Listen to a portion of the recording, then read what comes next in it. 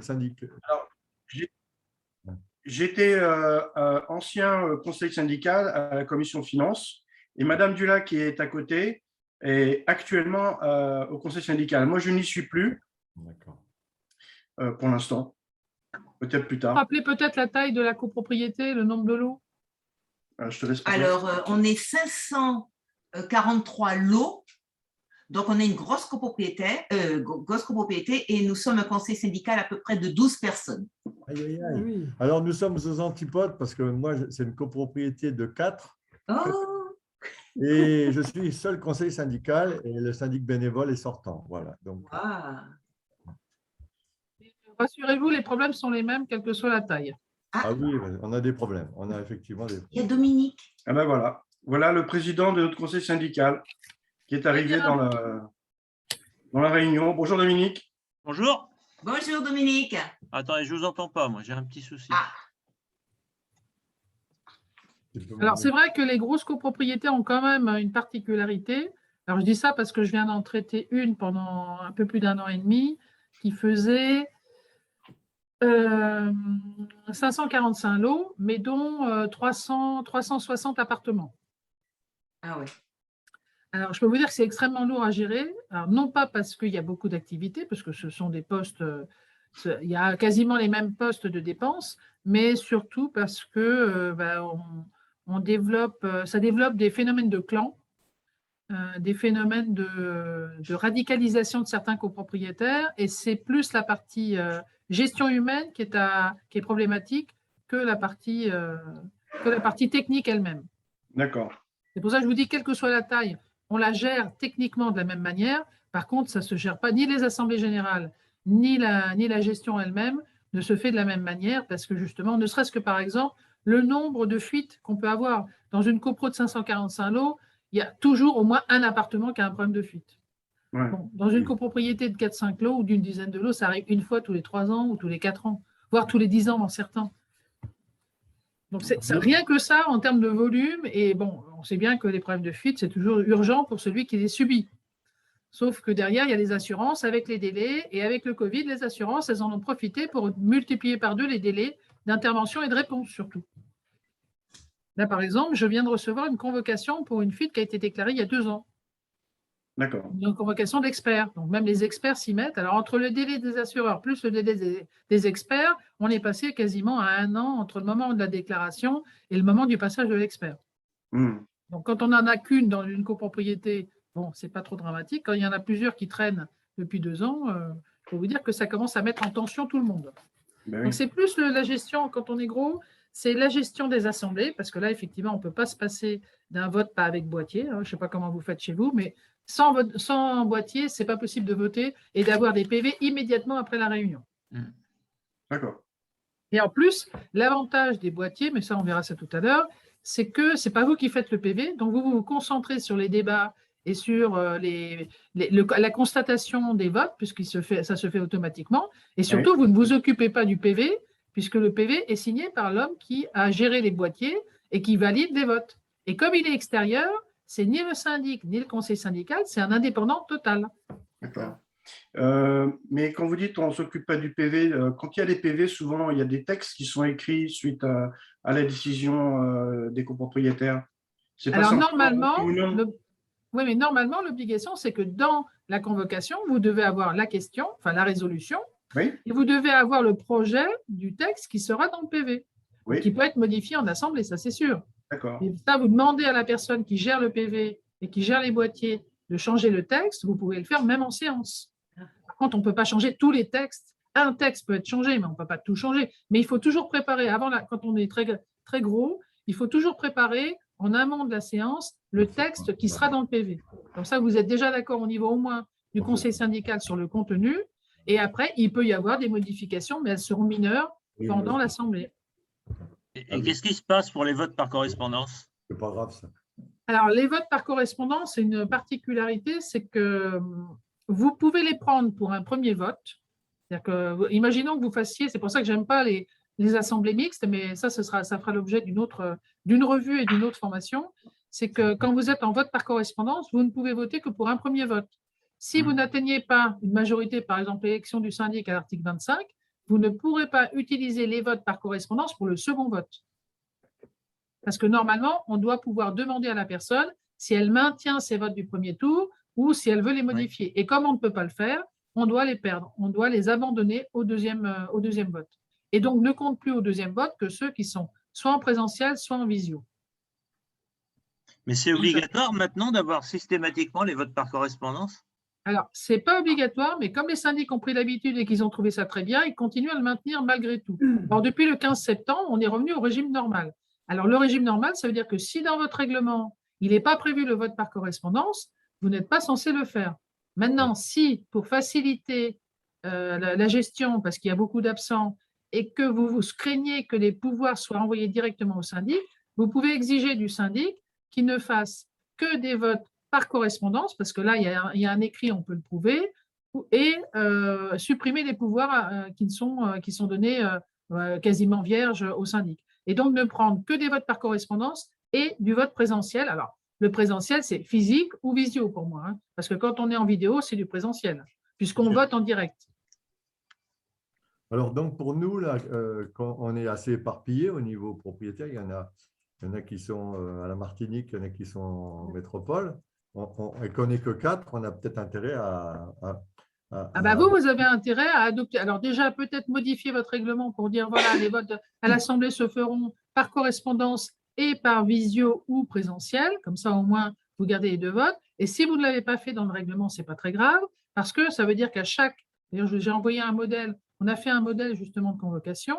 Ça veut dire qu'à chaque convocation, vous devrez poser comme première question de vote, acceptez-vous le vote par correspondance et le vote en visio. Comme ça, vous êtes tranquille.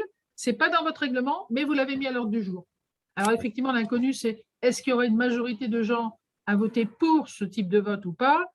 Moi, je n'ai jamais vu de majorité qui était contre.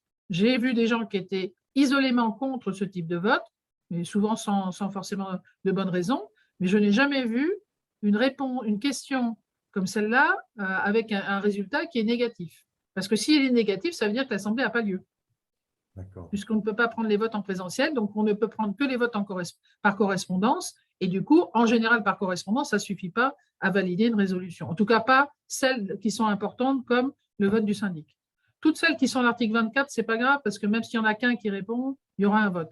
Par contre, dès qu'il y a une majorité qualifiée de l'article 25 ou 26, effectivement, les votes par correspondance ne suffiront pas. Et donc, nous qui devons renouveler le syndic, retrouver un syndic, est-ce qu'on peut le faire par correspondance? Alors, vous pouvez faire, comme je vous ai dit, mixte, c'est-à-dire par correspondance et par visio pour ceux qui le veulent, ou par présentiel. Parce que si vous êtes deux, par exemple, au même endroit, vous pouvez très bien faire une assemblée générale avec les deux qui sont présents, mais sinon, vous pouvez faire tout par correspondance. On va faire tout par correspondance, parce qu'on est tous Alors, n'oubliez pas simplement de mettre en première question, acceptez-vous le vote par correspondance, c'est tout. Oui, d'accord, oui. Alors, c'est vrai que on n'y avait pas pensé avant, mais c'était déjà dans la loi de 65. Et le fait même que dans beaucoup de copropriétés, notamment les grandes copropriétés, il y avait des problèmes de détournement de pouvoir, ou en tout cas de défaut de contrôle des pouvoirs, le fait de voter par correspondance, ça permet de pouvoir contrôler a posteriori. A priori, si on veut, mais surtout a posteriori. Alors que le vote en séance, comme ce n'est pas enregistré, tout le monde peut dire oui, c'est vrai, on a voté ça, alors qu'en fait, ce n'est pas le cas. Parce que la mémoire des gens est très volatile. Et 6 mois après, on se souvient plus ce qu'on a voté. Hein. Alors, on va partir sur notre sujet. Oui. On a un propriétaire qui ne répond jamais. Quand on lui envoie le recommandé, là, pour lui demander de voter par correspondance, il ne va pas chercher le recommandé. Donc, oui, mais ça, vous en aurez toujours. Vous ne pouvez pas l'obliger à aller chercher un recommandé. Par contre, votre obligation, c'est de lui envoyer et d'avoir la preuve qu'il n'a pas été le retiré. Voilà. Dans ce cas-là, ça ne nous bloque pas notre vote de syndic. Ça ne bloque rien du tout. Vous votez avec les présents et ceux qui se sont manifestés. D'accord. Alors justement, voilà, on va parler du changement de syndic et quand on ne répond pas, ça peut poser problème pour les majorités, quand on est en vote par correspondance seulement. Parce que quand on est en présentiel, c'est soit on arrive à obtenir un résultat, soit il n'y en a pas, il n'y a pas de syndic. Alors, d'abord, pour parler du changement de syndic, il y a quand même un minimum de conditions à remplir. La première, ça a l'air d'être évident, mais d'être en copropriété, ce n'est pas une question qu'on se pose. On imagine qu'on est en copropriété parce que l'immeuble est en copropriété sans se poser de questions. Alors, il y a plusieurs cas de figure. C'est est-ce que vous êtes vraiment dans le statut. Que vous soyez dans un immeuble à plusieurs, ça c'est clair, c'est la réalité physique. Par contre, souvent, on s'aperçoit que les gens veulent nommer un syndic alors qu'ils n'ont même pas de règlement de copropriété, parce que souvent, ce sont des maisons de famille et que certaines personnes ont imaginé, la personne, en général, l'ayant droit, c'est-à-dire celui qui a hérité, ne veut pas de la maison, a du mal à la vendre globalement parce qu'elle est trop grande, et du coup, s'amuse à la couper en lots et ensuite à la vendre. Mais quand il s'agit d'un lotissement qui a été créé, on organise la copropriété parce que ça fait partie du processus de construction et de vente.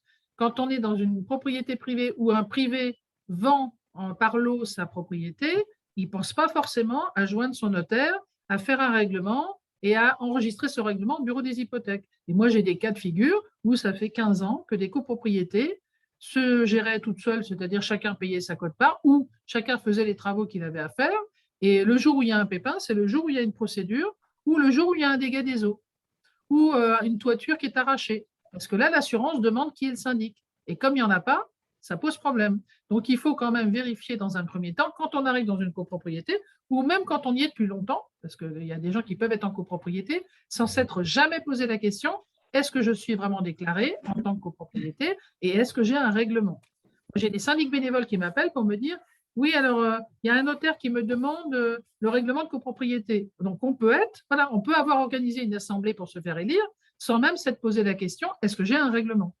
Donc, à un moment donné, ça va bloquer. Donc, il vaut mieux y penser tout de suite. Alors, pour les petites, c'est plus courant parce que justement, quand on cède soi-même sa propriété, on ne se pose pas la question.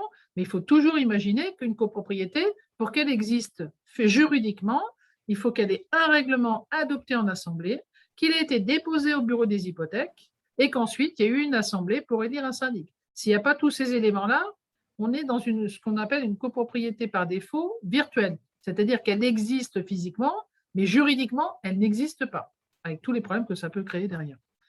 Alors, on dit souvent que la copropriété, c'est un problème, c'est un statut par défaut. Alors, pourquoi? Parce qu'en fait, dans l'article 1 de la loi de 65, il est dit que si vous n'avez pas choisi un autre régime, c'est pour ça que nous, on a tendance à vous proposer plutôt de partir en ASL, parce que la loi de 65 est de plus en plus compliquée à gérer, et en tout cas de plus en plus compliqué à faire appliquer au syndic, mais c'est un statut que vous pouvez choisir. C'est-à-dire que si vous ne faites rien, par défaut, la loi dit que si vous n'avez rien choisi comme statut, vous êtes en copropriété. Et donc, le corollaire, c'est que si vous choisissez un autre statut, vous sortez de la copropriété. Donc, la création, elle se fait de fait parce que vous êtes deux dans un immeuble, mais la sortie, c'est une décision d'assemblée pour choisir un autre statut. Maintenant, une fois qu'on est dans la copropriété et qu'on a adopté un règlement, on n'est pas obligé d'y rester. On peut en sortir par une simple décision d'assemblée générale et puis quelques procédures que je donnerai à ceux qui veulent le faire. Ensuite, le deuxième problème, c'est d'avoir un syndic. Alors, je passe le problème des promoteurs qui vendent, comment on appelle ça, en BFA, là, les appartements qui ne sont pas encore construits, parce que là, le problème est différent, vous n'êtes pas concerné. C'est-à-dire qu'en fait, le promoteur, lors de la première vente, va déclarer que c'est l'ouverture de la copropriété et c'est donc la levée des réserves qui va être faite par le premier qui va acheter. Et souvent, il ne le sait pas, mais dans son acte notarié, il est marqué que grâce à sa vente, la levée des réserves est effectuée. Alors, généralement, il n'y a rien de mis parce que le copropriétaire est tellement content d'avoir acheté, d'être livré, qu'il ne va pas vérifier tous les aspects de la copropriété. Il va vérifier son appartement. S'il n'y a rien à dire sur son appartement, il ne se manifestera pas. Par contre, s'il y a un problème sur le global de la copropriété, eh ben, le délai de 10 ans partira à partir du moment où il a acheté et validé et levé des réserves. Donc, c'est très important quand on achète en BFA de bien mentionner que vous mettez des réserves à la livraison parce que vous ne pouvez vérifier que votre appartement et non pas la totalité des lots qui vont être vendus à d'autres copropriétaires. Ensuite, effectivement, le syndic initial, j'en ai parlé. Quand on est le propriétaire d'une maison et qu'on la vend par lot, effectivement, il faut obligatoirement faire un règlement, même s'il est succinct, le déposer au bureau des hypothèques pour rendre la copropriété éligible à l'élection d'un syndic et pour la rendre, lui donner un statut, en fait, la rendre visible juridiquement. Et puis après, on a les autres cas de figure, c'est qu'on peut se retrouver à un moment donné sans syndic. Alors là, cette année, avec le Covid, c'est le genre de situation qu'on a rencontré et qu'on rencontrera encore parce que Je pense que certains mandats ont été dépassés sans même que personne s'en aperçoive. Et je vais prendre un exemple, une copropriété dont le mandat s'arrêtait au mois de juin 2020. Bien entendu, l'ordonnance de mars 2020 a prorogé tous les contrats au 31 janvier 2021. Mais le problème, c'est qu'à cette date, tous les syndics n'ont pas forcément mis une alerte en disant « attention, assemblée générale avant le 31 janvier ». Et souvent, ils ont continué à gérer. Et là, au mois de juin, au mois de juillet, au mois de septembre, ils s'aperçoivent qu'en fait, ils sont plus sous mandat depuis des années et que là, normalement, ils ne peuvent plus convoquer. Donc, il y a deux situations. Soit ils convoquent quand même comme syndic de fait. Et dans ces cas-là, le risque, c'est qu'un copropriétaire attaque l'Assemblée en disant « mais vous n'étiez pas sous mandat, donc l'Assemblée n'a pas de valeur et donc on l'annule ». Mais dans ce cas-là, ça revient à ne pas avoir du tout de représentants. Et donc, le risque, c'est de passer en administrateur judiciaire. N'importe quel fournisseur ou n'importe quel copropriétaire pourrait alors demander la nomination d'un syndic provisoire. Donc, pour éviter ça, il vaut mieux, même s'il était hors mandat, laisser passer l'Assemblée générale qu'il a organisée pour élire un syndic, que ce soit lui ou un autre, de manière à ce que la nouvelle Assemblée générale puisse régulariser l'année suivante. Donc là, cette année 2021, à mon avis, ça va être une année catastrophe où la plupart des mandats vont être complètement hors délai et dans lequel on va quand même valider des assemblées générales pour ne pas passer en administration judiciaire et en attendant 2022, en espérant qu'en 2022, on aura une organisation normale qui permettra à une assemblée, alors, de nouveau convoquée par un syndic, entre guillemets, qui est sous mandat, mais avec le risque d'annulation de l'assemblée précédente. Et c'est pour ça qu'on vous dit toujours, quand vous faites une assemblée, pour la rendre inattaquable, il faut envoyer obligatoirement les PV en recommandé à tout le monde. Alors, en général, on dit seulement à ceux qui ont voté négativement à une des questions. Alors, quand on est 2 ou 3, c'est facile à voir. Quand on est 250 ou 500, savoir qui a voté contre une des questions ou quand il y en avait 50, c'est mission impossible. Donc, par définition, on envoie les recommandés à tout le monde. Pourquoi? Parce qu'à partir du moment où ils ont reçu ce recommandé, le délai de contestation de 2 mois démarre. Et donc, au bout de 2 mois, même si c'était un syndic sans mandat qui a convoqué l'Assemblée, c'est terminé. Si dans les 2 mois, il n'y a pas eu de contestation, personne ne pourra plus contester cette Assemblée. Donc, c'est important, quand on est en situation un petit peu particulière de ce style-là, de bien envoyer les PV de manière à arrêter la prescription dans les 2 mois qui suivent l'envoi du PV. C'est une sécurité, en fait. Ça évite ensuite les contestations au bout de 2 ans ou 3 ans. Ensuite, les raisons. Pourquoi on pourrait se retrouver sans syndic? Alors là, il y en a plein, je viens de vous dire. Quand on a dépassé son mandat, bien sûr, il continue à être payé. Bien sûr, il a le droit d'être payé parce qu'il continue à travailler. En revanche, son mandat n'existe plus. Donc, soit l'Assemblée, c'est-à-dire les copropriétaires, se convoquent eux-mêmes, et dans ce cas-là, ils ont le droit, et pour élire un nouveau syndic, lui ou un autre, soit effectivement lui-même, qui n'est pas sous mandat, peut convoquer pour nommer un nouveau syndic, que ce soit sa réélection ou l'élection d'un autre syndic. Alors, j'imagine bien qu'un syndic qui est hors mandat et à qui on envoie un contrat d'un autre syndic pour lui dire « mettez-le à l'ordre du jour pour qu'on puisse vous virer », il a du mal à convoquer l'Assemblée. Donc, c'est pour ça qu'en général, pour les grosses copropriétés, c'est plus difficile, mais on dit souvent que d'éviter, quand on est dans une situation où on est avec un syndic sans mandat, d'éviter de lui envoyer un contrat d'un nouveau syndic, parce qu'il aura tendance à dire « je ne suis plus syndic, donc je ne convoque pas, je ne convoque plus ». Ensuite, il peut y avoir les cas de résiliation de son mandat. Alors, il n'est pas interdit à une assemblée d'arrêter un mandat en cours de route. Par exemple, vous avez un syndic qui a fait un contrat de 3 ans, et puis au bout de 2 ans, vous apercevez qu'il ne répond plus à rien, qu'il est absent, qu'il ne fait pas d'assemblée générale, etc.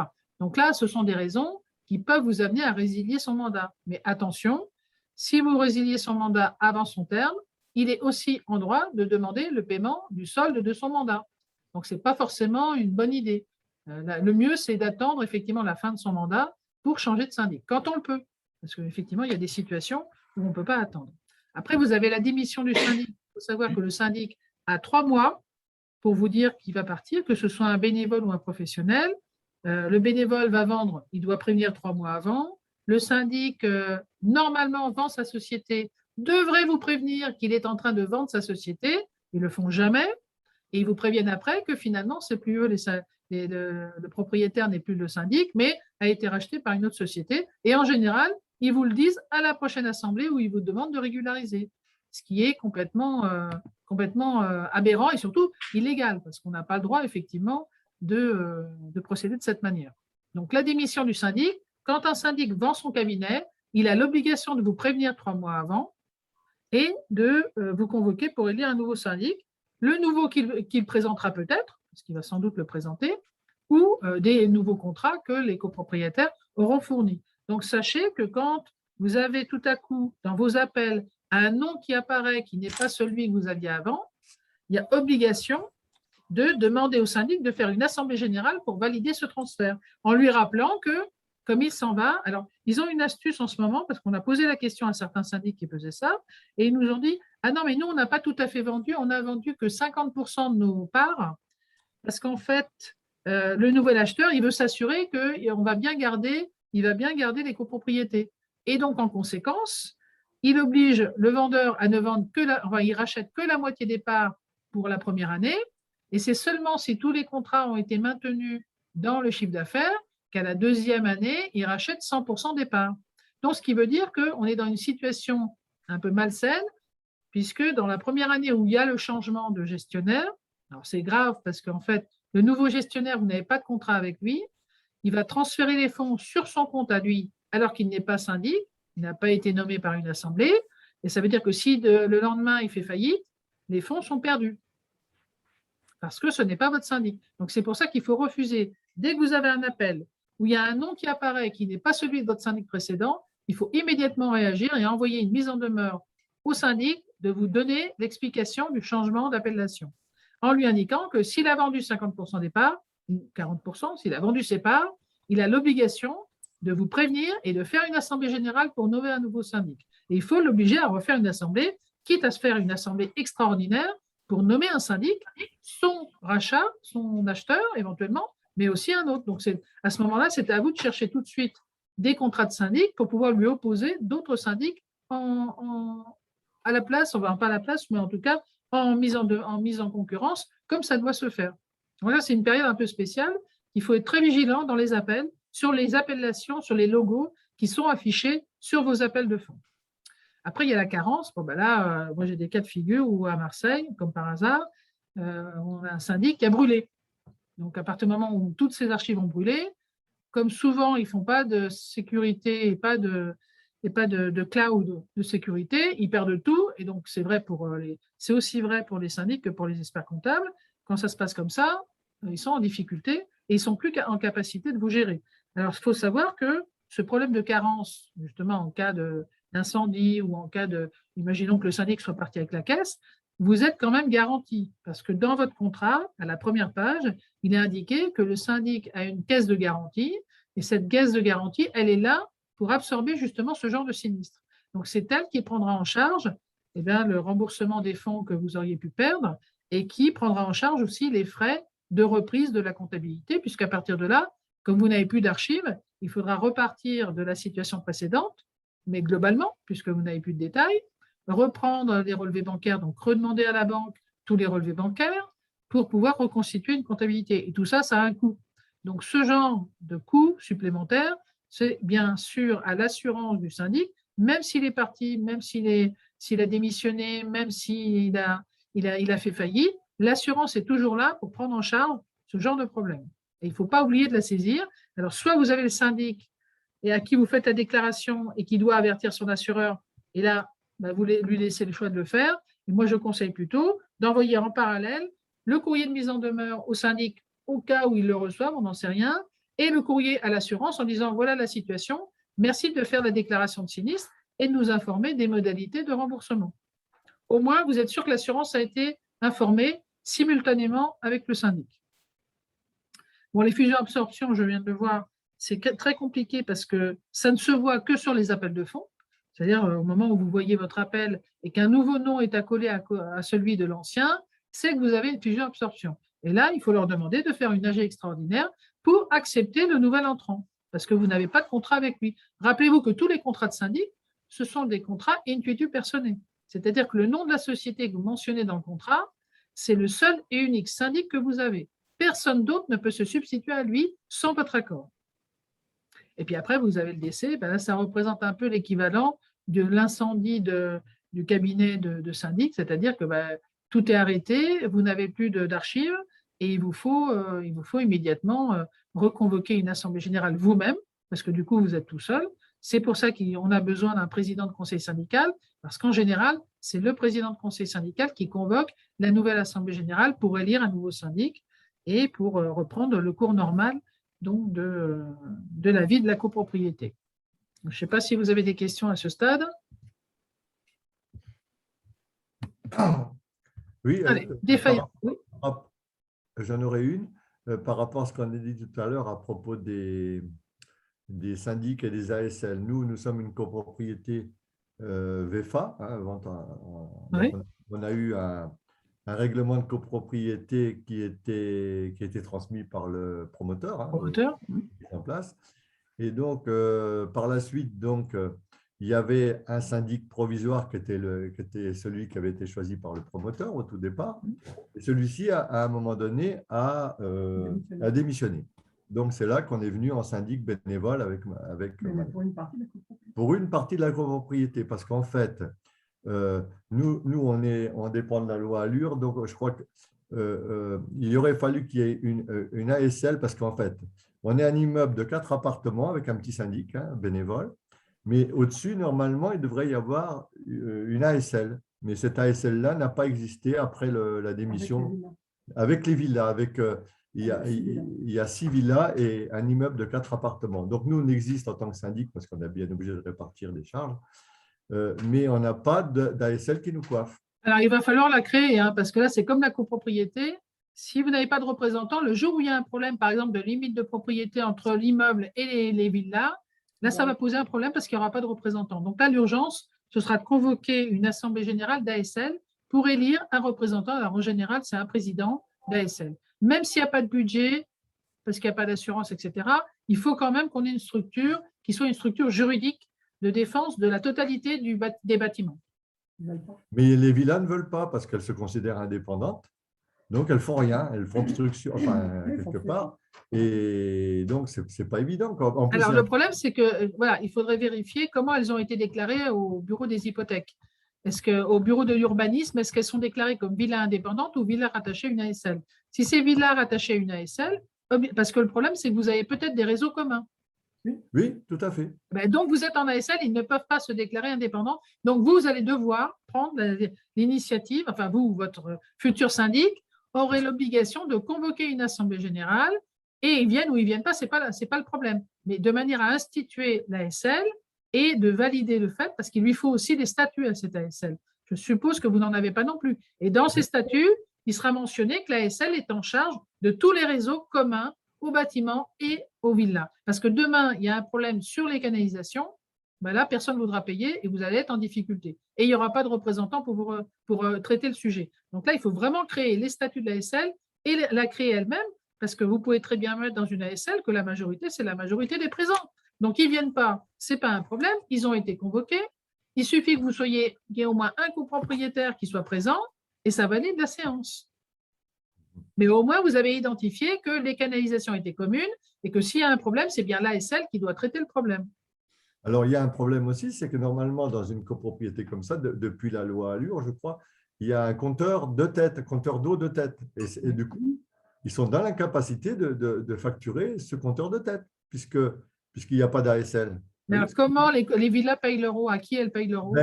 Elles payent l'euro directement à la Société des eaux, comme nous, l'immeuble. Oui, mais ça, ce n'est pas un problème. Ça veut dire qu'elles ont un compteur individuel avec abonnement individuel. Et nous aussi. Par contre, l'évacuation des eaux, c'est commun. Et le compteur de tête est commun, normalement. Mais le compteur de tête, du coup… Non, mais le compteur de tête, c'est un compteur qui permet plutôt de vérifier s'il n'y a pas de fuite dans l'installation. Ce n'est pas un compteur de consommation, puisque les consommations sont individualisées. Tout à fait. Par contre, il faut instituer cette ASL. Il n'y a pas à sortir de là. Le problème, c'est qu'il y a quand même un abonnement, un compteur de tête qui doit être réparti. Et comme il n'y a pas d'ASL, il n'est pas réparti. C'est bien pour ça qu'il faut créer l'ASL. Et donc, ils vont nous rattraper, je pense. Ça va faire… Vous pourrez monter sur 5 ans. Ça va faire mal, je pense, parce que ça coûte très cher un compteur de tête. Non, la location du compteur de tête, puisqu'il n'y a pas de consommation, ce n'est pas ce qui coûte le plus cher. Hein. Ah bon? Ah non, c'est ridicule. c'est un peu comme les abonnements au gaz. Comme aujourd'hui, tout le monde a son compteur individuel d'abonnement au gaz, le compteur, je viens de recevoir la facture, simplement la location du compteur, parce qu'en fait, c'est ça que vous payez. La location du compteur de tête, c'est dans les moins de 100 €, c'est 95 € par an. Alors, même si vous multipliez ça par 5, là, effectivement, vous ne pourrez pas remonter au-delà de 5 ans, et vous pourrez reprendre la répartition sur les 5 dernières années. Mais c'est pas, à mon avis, ce n'est pas ça qui posera le plus de problèmes. Là, il faut régulariser parce que s'il y a des problèmes de canalisation à déterrer et à réparer, là, on n'est pas dans les 95 €. Là, on passe directement aux 10 000, 20 000. Il y a eu des problèmes. Moi, j'avais fait intervenir sous la garantie des 10 ans, là, voilà. Et la mairie a été chargée parce qu'elle devait nous reprendre. Et elle a vérifié, elle a dit que sur le coup que c'était bon, puis après coup, elle a dit que finalement, ce n'était pas bon. Ça n'avait pas été fait que… Mais là, quand vous serez sorti des 10 ans, là, vous allez avoir un problème. Parce que la prochaine réparation, c'est pour vous. On est sorti. On est sorti. Donc là, voilà, la prochaine réparation, si vous ne faites pas d'ASL, vous paierez la totalité. Enfin, je ne sais pas qui paiera, mais celui qui paiera la totalité. Donc, il a urgence, effectivement, à l'installer.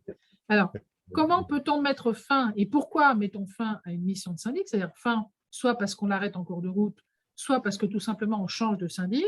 Alors, je rappelle quand même que le changement de syndic, c'est la dernière décision à prendre. Pourquoi? Quand on est avec un syndic qui est en poste, qui ne s'en va pas, parce que s'il s'en va, la question ne se pose pas. Mais changer un syndic quand il est en fonction, c'est très compliqué. D'abord, une chose, parce que normalement, vous avez toutes vos archives, enfin, vous devriez avoir toutes vos archives sur l'extranet. Alors, avez-vous un extranet? Première question. Si vous avez un extranet, voilà, première chose, il faut mettre en place un extranet. Pourquoi? Parce que cet extranet, normalement, il devait servir, tel que la loi l'avait prévu, à mettre toutes les archives de la copropriété sur un cloud, on appelle ça, un fichier extérieur au syndic, de manière que, au cas où le syndic viendrait à disparaître pour une raison ou pour une autre, la copropriété n'aurait pas tout perdu. Elle pourrait récupérer ses archives directement sur ce dossier. Alors, initialement, on avait prévu de le mettre dans le registre des copropriétés, mais le problème, c'est que là, ils ne veulent pas en entendre parler parce qu'ils ont déjà tellement de mal à gérer simplement les PV de déclaration de syndic, etc., que pour l'instant, ils ne veulent pas entendre du tout parler de stockage des autres données. Donc, ce qui fait que si vous avez un extranet, je vous conseille de copier tout ce qu'il y a dessus, parce que le jour où vous vous séparez d'un syndic, la ligne est coupée. Elle est coupée et instantanément.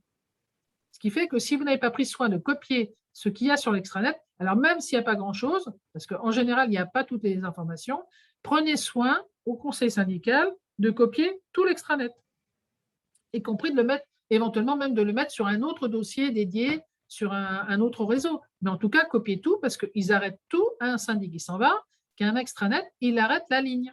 Et le nouveau, comme il n'a pas encore les archives, il n'est pas en capacité de vous remettre un extranet en route. Et comme ça va lui prendre au moins 3 à 6 mois avant d'être à jour, pendant 6 mois, vous serez en aveugle. Vous ne saurez pas ce qui a été comptabilisé ou pas. Est-ce que ça peut être un Google Drive ou un machin comme ça? Oui, ça peut être un OneDrive. D'ailleurs, moi, je le mets sur OneDrive. Parce que quand on a dit extranet, on n'a pas défini ce que ça pouvait être. OneDrive, oui. Donc, Google Drive ou OneDrive, il y en a d'autres qui existent. Peu importe le support, en tout cas, il faut que ce soit un support où tout le monde puisse avoir accès, enfin, tous les copropriétaires puissent avoir accès et que personne ne puisse supprimer ce qu'il y a dedans. Parce que le plus grave, ce n'est pas tellement d'avoir un support, c'est que ce support puisse être endommagé en cours de route. Donc, il faut un support dont on est sûr qu'il n'y a pas de suppression possible. Mais en tout cas, de bloquer les accès en simple lecture. Alors, les défaillances d'émission qui provoquent éventuellement changement de syndic, c'est technique, effectivement. Par exemple, vous avez des gros travaux, d'étanchéité des dalles, notamment pour les grosses copropriétés, et le syndic ne prend pas le soin de vous faire voter un architecte pour suivre les travaux, ça, c'est dangereux, parce que c'est éminemment technique et que tout le monde n'a pas la compétence de faire ça. De même, le changement de chaudière. Sur des petites copropriétés, ça se pose peut-être moins. Sur des grosses copropriétés où vous avez 3 à 4 chaufferies à mettre en place, eh ben, moi, j'ai vu la dernière copropriété de 300 lots qui est sur Asnières qui a changé sa chaudière. Ils leur ont fait payer 3 fois le prix d'une chaudière normale. Et personne ne s'en est aperçu. Tout le monde a voté et aujourd'hui, ils sont en train de râler parce que la répartition de ces charges leur paraît trop lourde. Et effectivement, elle l'est. Or, il y a eu un arrangement entre le syndic et le fournisseur et eux deux se sont entendus pour faire valoriser le changement de chaufferie à 3 fois le prix. Et c'est par la comparaison avec une autre copropriété de même taille qu'on s'est aperçu de la supercherie. Parce que quand vous voyez un devis, en tant que copropriétaire, vous ne pouvez pas savoir s'il est juste ou pas, puisque vous n'avez pas les notions techniques qui vous permettent de savoir quelle est la capacité de la chaufferie qui permettent effectivement d'assurer, je dirais, l'optimum. Bien sûr, on peut toujours prendre une chaufferie pour 1500 lots pour chauffer 500 lots, ça ne pose aucun problème. Par contre, au niveau des charges, ce n'est pas du tout la même chose. Et ça peut faire couler une copropriété. Moi, j'en ai une à Garges-les-Gonesse, un copropriétaire qui se prétendait le patron de la copropriété et qui avait été syndic bénévole pendant quelques années au début, a décidé un jour qu'il allait se séparer en tant qu'immeuble sur une dalle à 1500 bâtiments, qu'il allait donc faire dissidence et se séparer du syndicat principal. Alors, je ne sais pas ce qui s'est passé à l'époque. Il s'est séparé. Le problème, c'est que les 3 chaufferies se trouvaient chez lui, dans son bâtiment. Donc, quand il s'est séparé, effectivement, il a créé, de manière illégale, mais il a créé son bâtiment en syndicat indépendant, mais les 3 chaufferies sont restées dans l'immeuble et ont continué à être payées par un seul bâtiment, alors qu'elles étaient amorties par à peu près 5 ou 6 bâtiments autour. Donc, ça a multiplié pratiquement par 10 les charges de chaque copropriétaire. Donc, qu'est-ce que ça a fait? Ça a conduit à ce que la moitié des copropriétaires ne soient plus en capacité de payer. Les procédures ont été très, très longues et aujourd'hui, elle est quasiment au bord de la faillite. C'est-à-dire qu'aujourd'hui, elle n'est plus en capacité de faire face à ses dépenses parce que les procédures de remboursement d'impayés via le tribunal, déjà, sont longues. Deuxièmement, sont hasardeuses parce qu'il suffit que le copropriétaire dise « Ah, mais je vais payer 10 € par mois pour que le tribunal lui donne raison. » Et troisièmement, parce qu'effectivement, entre-temps, il y a eu le Covid, il y a des gens qui avaient des sociétés qui les ont perdues, il y a des gens qui avaient un travail qui l'ont perdu, et aujourd'hui, c'est une copropriété en faillite. Alors bien sûr, le mot faillite n'existe pas en copropriété parce qu'on dit que ceux qui restent sont ceux qui auront à payer la facture, mais c'est quand même une faillite de fait. C'est-à-dire qu'une minorité de copropriétaires paye la facture de tout le monde et le paye sur un nombre d'années conséquent parce que ça peut durer 10 ans. Et pendant ce temps-là, effectivement, vous pouvez difficilement vendre votre appartement puisque les charges de copropriété sont tellement importantes que personne ne veut acheter une copropriété avec des charges surévaluées. Wow. Administrative. Alors effectivement, en ce moment, depuis 2020, enfin c'était déjà un peu le cas avant, mais depuis 2020, on peut avoir des défaillances administratives de la part des syndics. Alors, des syndics en poste, c'est-à-dire qui étaient déjà en poste avant le confinement et qui le sont restés après. Parce que je ne parle pas des coupures, parce que là, c'est une catastrophe. Mais les syndics qui sont restés de 2019 à 2021 en tant que syndics peuvent avoir des difficultés administratives. Par exemple, moi, j'ai des syndics qui ont perdu leur comptable pendant le confinement parce qu'elle est allée faire autre chose et que finalement, elle n'est jamais revenue chez le syndic. Et ça, c'est le point le plus, je dirais, le plus délicat chez les syndics, c'est que 80% de la fonction correspond à la gestion comptable. Si vous n'avez pas de gestion comptable, quasiment, vous n'avez plus de service du tout. Et le problème, c'est ce qui s'est passé pour un bon nombre de syndics. Ils ont perdu leur comptable et du coup, ils ne sont plus en capacité de vous répondre. Alors ça peut être effectivement un motif de séparation. Le seul problème, c'est que si eux-mêmes n'ont pas mis à jour leur partie administrative et comptable, je ne vois pas ce qu'ils vont transférer au nouveau syndic. Ça va être donc une surcharge du nouveau syndic qui va être facturée parce qu'un syndic qui doit reprendre les 2 années précédentes de comptabilité, il ne va pas le faire gratuitement. Il va forcément calculer le temps passé à exécuter cette mission qui ne fait pas partie de son contrat. Alors après, la partie comptable, une défaillance comptable, aujourd'hui, c'est moins le cas puisque toutes les copropriétés depuis l'année dernière sont obligées d'avoir un compte séparé, sauf que ce qu'on appelle le compte séparé en tant que tel, comme vous l'avez vu, c'est un peu virtuel. C'est-à-dire que vous savez que vous avez un compte séparé, mais vous ne savez pas dans quelle mesure, effectivement, il vous appartient bien et il est vraiment indépendant. Je prends le cas, par exemple, qu'on a cité tout à l'heure, des cabinets qui vendent partiellement leurs parts. Donc là, le problème, c'est que s'ils les vendent, s'ils vendent des parts minoritaires inférieures à 50%, ça n'a pas d'incidence puisque le compte reste le même. Par contre, s'il y a plus de 50% des parts qui ont été vendues à la nouvelle société, la difficulté, c'est que la nouvelle société va utiliser ses comptes à elle. En général, ils ne sont pas sur la même banque. Donc, il va vouloir ouvrir des comptes en banque dans sa banque et donc fermer le compte séparé alors que ce n'est pas possible puisqu'il n'a pas été élu par l'Assemblée. Donc, il y a une diligence à faire, une surveillance à faire des comptes séparés pour s'assurer que le syndic n'a pas changé de compte. Et le meilleur moyen pour le faire, c'est systématiquement de demander le RIB. Alors, soit de demander à ce que dans les appels soit mentionné le RIB du compte du syndicat sur lequel doivent être versés les fonds, les appels, éviter de faire des chèques, parce que là, les chèques, on peut les déposer où on veut, et le demander chaque année. Pour s'assurer qu'il n'y a pas eu de changement de banque, le seul moyen de le vérifier, c'est soit d'avoir le RIB chaque année, soit d'avoir la mention de l'IBAN directement sur l'appel. Alors, je préfère la première formule parce que si c'est sur l'appel, il n'y a pas de risque qu'on puisse se tromper. Et s'il change, vous le verrez à réception de l'appel. Alors que si vous payez par chèque, vous ne saurez qu'il a changé de banque que le jour où vous aurez changé de syndic. Donc, peut-être 6 mois après. Et les fonds entre les deux, on n'a pas toujours de lien, il n'y a pas toujours de lien entre les fonds déposés sur l'ancien compte et le transfert sur le nouveau. Donc, pour éviter les problèmes, systématiquement, demander des appels avec l'IBAN indiqué dessus. Avec quoi? Ça, c'est des règles à mettre en place avec le syndic. C'est-à-dire qu'en fait, dès que vous changez de syndic, parce qu'avec celui que vous avez, c'est peut-être un peu compliqué, mais à la limite, il faudrait un cahier des charges. Et je dirais même que le cahier des charges, il devrait être dans le règlement. Moi, j'ai fait mettre à certaines copropriétés, j'ai fait modifier les règlements pour indiquer, d'une part, le protocole de protection des données, parce que comme vous savez, le syndic, maintenant, n'a plus le droit de transmettre vos données comme il le faisait à sa filiale, agent commercial de vente d'appartements. Or, il le faisait. Aujourd'hui, si vous le mettez, normalement, il ne devrait plus le faire, mais si vous l'indiquez dans votre règlement de copropriété, c'est un motif de résiliation pour faute du mandat. Bien sûr, vous ne l'utiliserez pas forcément, mais en tout cas, vous avez ce motif. Et deuxièmement, l'obligation de conserver le compte dans la banque que vous avez choisie. Alors, vous n'êtes pas obligé de le mettre dans le règlement, le nom de la banque, mais vous devez indiquer qu'il n'y aura pas de changement de banque sans avis de l'Assemblée générale. Alors, vous pouvez garder la banque du syndic, ce n'est pas un problème. Par contre, s'il veut changer de banque, il doit vous demander votre avis. Je dis ça parce que en cas de changement de syndic, on a vu que dans certains cas, on avait jusqu'à 5 banques. 5 banques en cours. Donc, ce n'est pas difficile de suivre une banque. Quand vous en avez 5, on peut en oublier une. Et si on en oublie une où il y a 100 000 euros, parce que sur les grosses copropriétés, j'ai une copropriété à Anguin dont ma vice-présidente était membre, ou en tout cas est toujours membre du conseil syndical.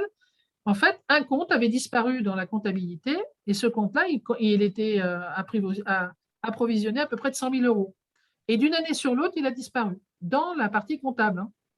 Mais physiquement, il était toujours là et il était toujours au nom de l'ancien syndic. Donc, ça veut dire qu'au bout de 5 ans, vous n'auriez rien réclamé. Il aurait pu dire, voilà, les fonds sont perdus, ils sont à moi puisque personne ne les a réclamés. Mince, alors. Donc, il faut être très vigilant. Ne quittez pas parce que là, j'ai quelqu'un. Allô, oui? Désolée, mais je suis en formation. Donc, si c'est important, il faudrait me rappeler un peu plus tard, vers 18 h. Merci. Non, comme d'habitude, des publicités. Voilà, donc ça, c'est pour la partie compte séparé. C'est important de vérifier ce que vous avez comme banque et de la garder, et surtout les comptes. Alors, la banque, bien sûr, c'est hyper important, mais le nombre de comptes que vous avez. Là, il faut impérativement, quand on contrôle les comptes, demander les relevés de chacun des comptes comptables, que ce soit le relevé de compte courant, comme le relevé livret A, livret B et même les placements au PCVM. Parce que si vous ne les demandez pas, ils peuvent disparaître. Enfin bon, avec notre contrôle des comptes, si vous nous soumettez le contrôle des comptes, on verra qu'ils ont disparu, donc on pourra investiguer. Par contre, si vous le contrôlez vous-même, vous pourriez passer à côté et ne pas vous apercevoir qu'ils ont disparu. Ensuite, les archives. Alors, comme je vous disais, normalement, depuis la loi Allure, on a un extranet. Alors, bien sûr, d'abord, cet extranet, il n'existe pas toujours. Et quand il existe, il n'est pas forcément alimenté avec les éléments qui permettent aux copropriétaires de suivre, d'avoir une vision globale. Par exemple, un copropriétaire qui doit vendre, vous savez que la loi Allure lui impose de fournir des documents à son acheteur, notamment le carnet d'entretien à jour, la fiche synthétique de déclaration. Ces éléments devraient être sur l'extranet. Ça permettrait effectivement à la personne de pouvoir vendre et faire sa promesse de vente sans être obligé de demander au syndic de lui fournir ces éléments. Parce que ces éléments existent, ils ne sont pas modifiés tous les ans, très ponctuellement, et ils doivent pouvoir être disponibles à n'importe quel moment auprès des copropriétaires. Or, souvent, on voit des extranets où en fait, vous n'avez que les appels et éventuellement l'historique des paiements du copropriétaire. Ça n'est pas suffisant. Ce n'est pas ce que dit la loi. La loi dit que tous les documents appartenant à la copropriété doivent être disponibles sur l'extranet. Donc, si vous ne l'avez pas, ou si vous l'avez qu'il est incomplet, il faut rappeler au syndic que le carnet d'entretien, le règlement de copropriété, les 3 derniers PV, éventuellement les convocations, puisque les budgets ne sont pas forcément dans les PV, et les fiches synthétiques déclaration au registre de vote doivent être disponibles sur l'extranet. Et quand vous les avez obtenus, surtout vous les copiez sur une autre base, parce que quand il partira, il va casser le lien, il va couper le lien et vous n'aurez plus rien. Après, le suivi des travaux, bah oui, comme je disais tout à l'heure, c'est au niveau technique, on a la même réflexion, c'est que tous les syndics, alors déjà, première rectification, quand vous élisez un syndic, vous élisez un cabinet qui a un mandat, qui a une carte de syndic. Mais la personne que vous avez en face de vous qui vient aux assemblées n'est pas syndic. C'est un salarié du syndic qui n'a pas du tout été formé.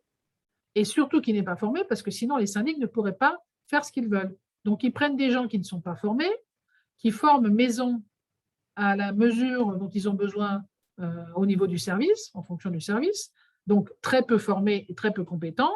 Et à partir de là, vous ne pouvez pas avoir des gens extrêmement compétents puisqu'ils sont peu payés.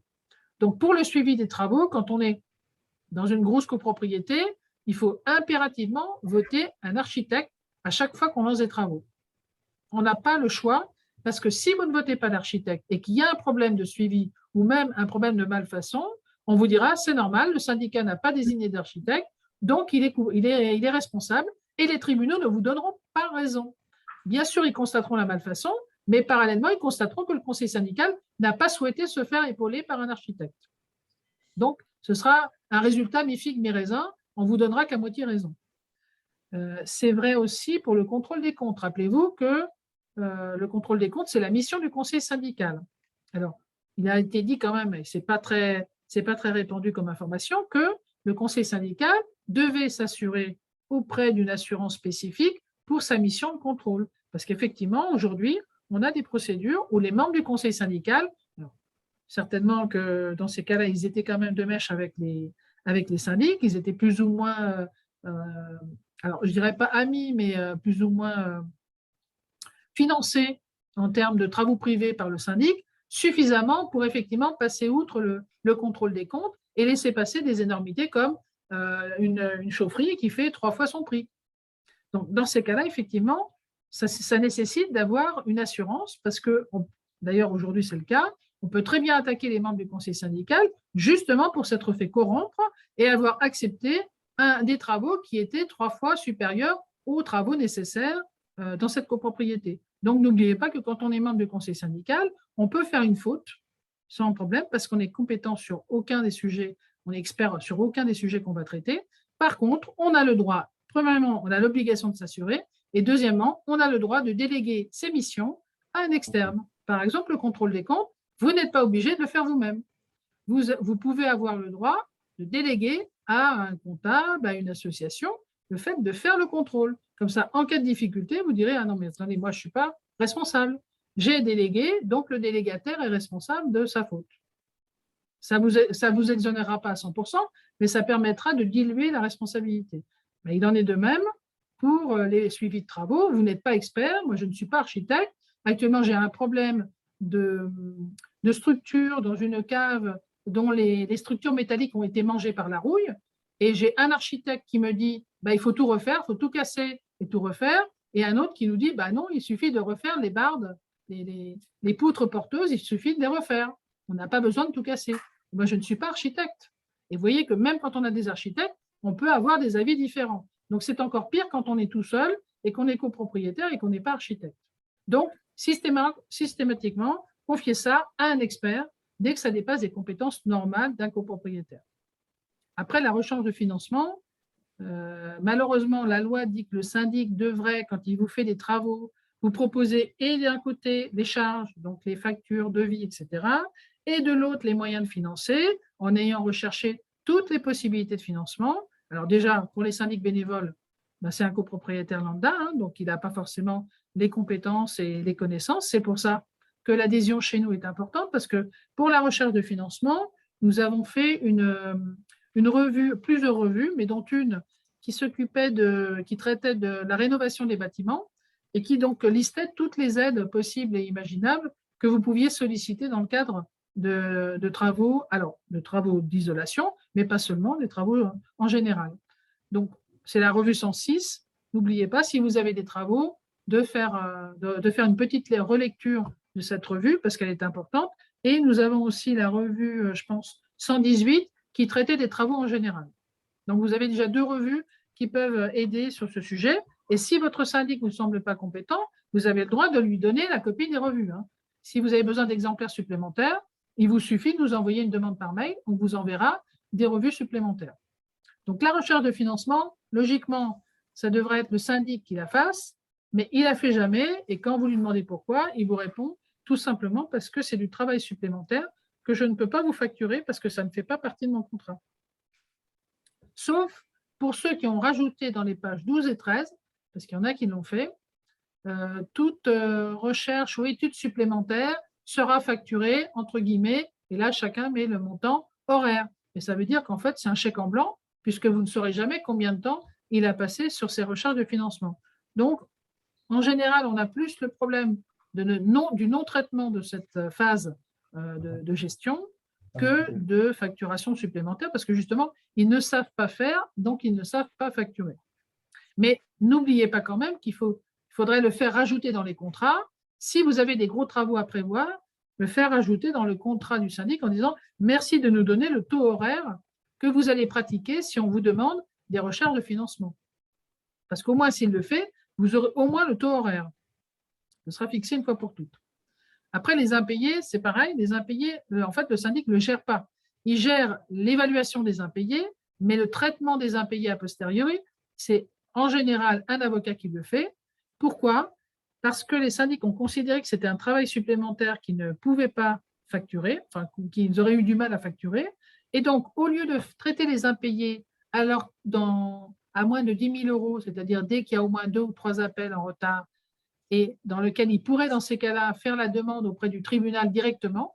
Que quand on est à moins de 10 000, le syndic pourrait rédiger une requête en fournissant les justificatifs et en demandant au tribunal de faire une audience devant le tribunal judiciaire sans avocat, de manière à pouvoir récupérer les fonds. Ça se fait très régulièrement. Généralement, les copropriétaires se représentent tout seuls. Le syndic appelle, même dans ces cas-là, un avocat.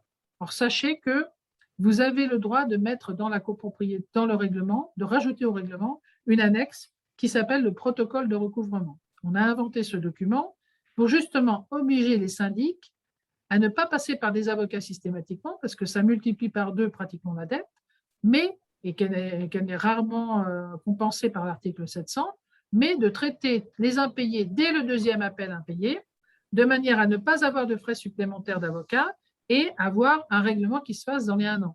Il faut savoir que quand vous avez 2 appels d'impayés, en 1 an, c'est très facile de les récupérer. Il suffit que la personne soit convoquée au tribunal, une simple convocation au tribunal, et dans la semaine, elle a payé. Parce que la crainte, d'abord, du tribunal, et deuxièmement, parce que c'est du temps à perdre, parce que le tribunal convoque dans la journée. Donc, ça veut dire que quelqu'un qui travaille doit prendre une journée de congé pour aller au tribunal. Donc, en général, ça suffit, quand on est à 2 appels, 2-3 appels, ça suffit à faire payer. Quand la personne a cumulé 10 000 à 20 000 €, elle n'en a plus rien à faire du tribunal, et là, elle s'en fiche totalement, et donc elle est prête à proposer au tribunal n'importe quoi pour échapper à ses responsabilités. Et le problème, c'est que les tribunaux acceptent.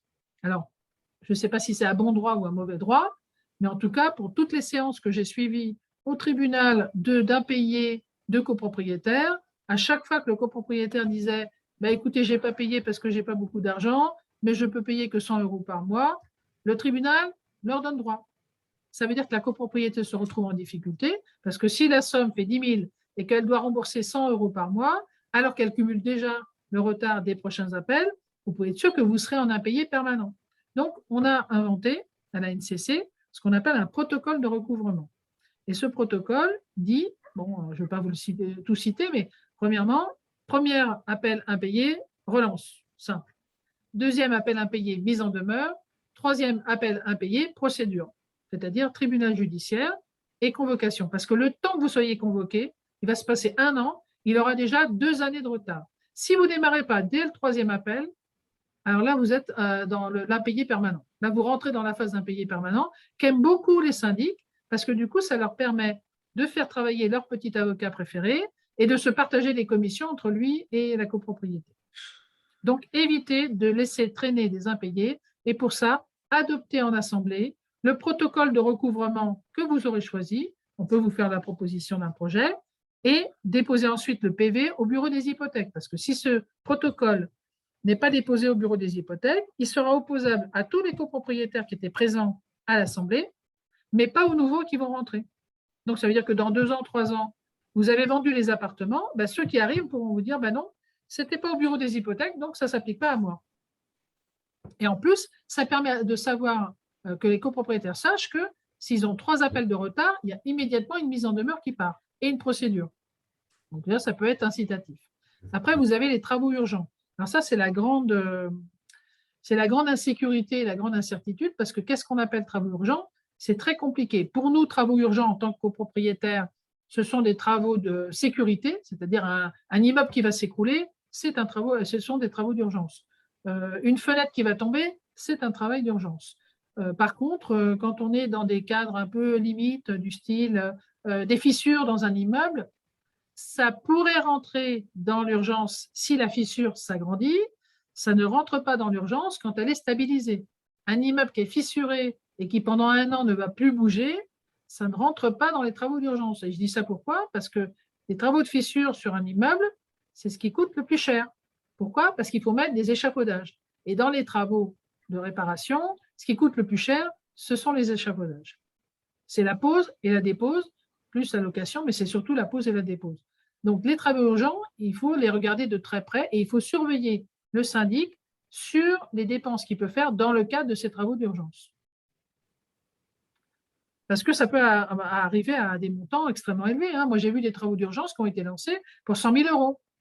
Alors, dans une copropriété, 100 000 €, ça peut la mettre à jour, tout simplement. Alors, pourquoi c'est dangereux, les travaux d'urgence? Parce que ça autorise le syndic à lancer les travaux sans consultation de l'Assemblée, sans mise en concurrence, avec le fournisseur qu'il aura trouvé de son choix et le montant de son choix. Donc, vous pouvez avoir des réparations de 20 000 qui vont être facturées à 50 000 et vous ne pourrez rien dire puisque les travaux seront déjà faits. Une fois que la facture est envoyée et payée par le syndic, tout ce que vous pouvez faire après, c'est éventuellement contester et imputer une partie, mais ce sera très difficile de démontrer une fois que les travaux sont faits qu'on pouvait attendre et qu'il n'y avait pas urgence à faire ces travaux. Donc, les travaux d'urgence, c'est quelque chose, c'est une faille dans le circuit, dans le système. Ensuite, respecter les contrats, là, c'est pareil. Quand vous contrôlez un syndic en fin d'année, il faut impérativement contrôler que ce sont bien les contrats qui ont été appliqués. 2 exemples. Lors d'un contrôle, en plus, ça me concerne directement parce que c'était une de mes copropriétés, je contrôle des contrats et je m'aperçois que la société qui facture le ménage n'est pas celle avec laquelle on avait décidé de contracter. Alors, elle avait existé à un moment donné, puisqu'on avait vu ses factures, et puis il s'est passé quelque chose, et hop, elle a été transformée en une autre société. Et le problème, c'est que c'est multiplié par 2. Donc, on pose la question au syndic, quelle est cette société, qui l'a autorisée, puisque ce n'est pas celle de l'Assemblée, aucune Assemblée ne l'a votée. Et là, on s'aperçoit, en grattant un peu, qu'en fait, le syndic avait créé une filiale de ménage et avait transféré tous les contrats de ménage de toutes ces sociétés sur cette filiale. Et bien entendu, pas pour le même tarif, parce que ça aurait été au même tarif, la question ne se serait pas posée. Ce serait posé du changement, mais pas de la multiplication du montant. Donc là, on aurait pu faire une procédure pour récupérer, on a décidé d'abandonner, mais voilà le genre de dérive sur lequel on ne peut pas laisser passer. Et le deuxième exemple, ce sont des contrats quand on change de fournisseur. C'est un contrat d'ascensoriste, c'est un immeuble qui a 3 montées avec 3 ascenseurs. 2 ascenseurs sont gérés par Schindler et on ne sait pas pourquoi, le 3e, puisqu'on vote par immeuble, le 3e a voté pour Otis. Donc, pendant des années, on a donc eu 2 ascensoristes travaillant sur la même copropriété. Et puis, une année, on a décidé que ce serait quand même plus simple qu'on ait le même ascensoriste pour avoir le même niveau de service et avoir une ristourne. Donc, on a négocié une baisse du coût des contrats, moyennant le fait que les 3 contrats, les 3 montées seraient gérées par le même ascensoriste. Donc, c'est voté, adopté en Assemblée, tout le monde est d'accord. Le syndic devait faire la résiliation à la date d'échéance de Otis et devait faire le contrat auprès de Schindler pour le 3e ascenseur. Donc, l'année se passe, l'année 2020 bloque tout, donc on n'a aucune information sur ce qui se passe. Et puis arrive l'année 2021, on change de syndic parce qu'il était complètement à l'ouest. Il avait perdu son directeur, son comptable, donc en fait, c'était une coquille vide. Et le nouveau syndic constate qu'effectivement, le contrat Schindler des 3 ascenseurs a bien été signé, la commande est bien passée, mais le syndic avait oublié de résilier l'ancien. Donc, on se retrouve sur un ascenseur avec 2 ascensoristes. Donc, on va payer sur cette montée 2 factures d'ascenseur.